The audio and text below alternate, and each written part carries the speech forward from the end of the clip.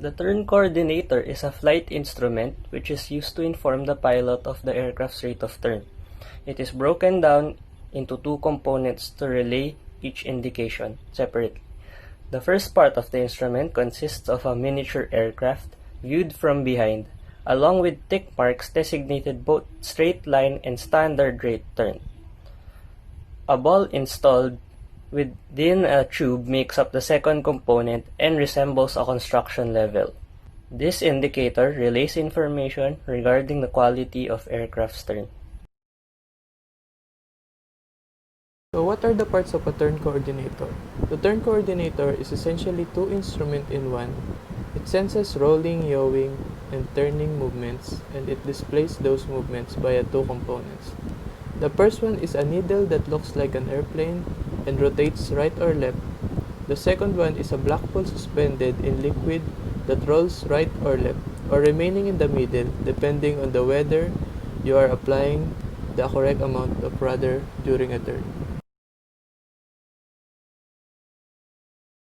The turn coordinator operates on the principle of precision. It is an electric gyro instrument, usually the only electrical operated gyro in the aircraft. The wingtip index takes 2 minutes or 120 seconds to complete a cycle.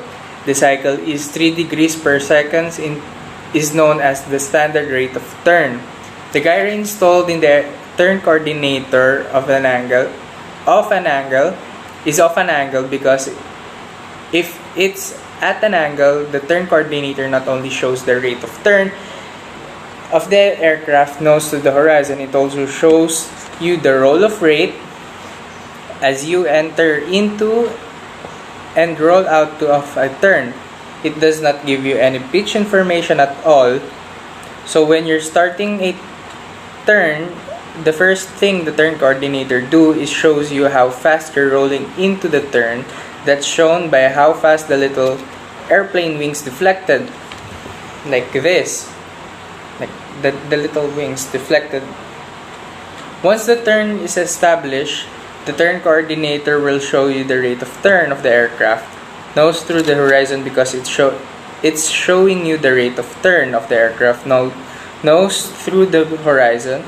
The turn coordinator gives you an indirect indicator of the bank altitude of the aircraft.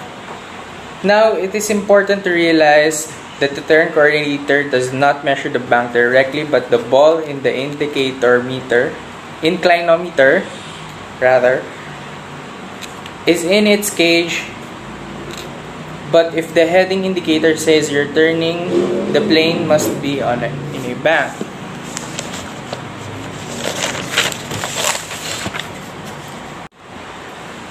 So if you're making the ball into the center turn, it's okay to think that the turn coordinator as the indirect indicator of your bank, because as the angle at the bank increases, the turn coordinator is going to show a greater deflection. The ball is telling you the quality of your turn, and by the quality of your turn, we mean whether or not the turn is coordinated. If you're going to turn to the left, the ball also out to the left, you're slipping in your turn. But if the ball is on the opposite direction, this case out of the right, then you're skidding in the turn. And with either under an uncoordinated condition, you would step on the ball to increase the rudder pressure in the side where the ball is deflected. So now let's talk about turn and slip indicator.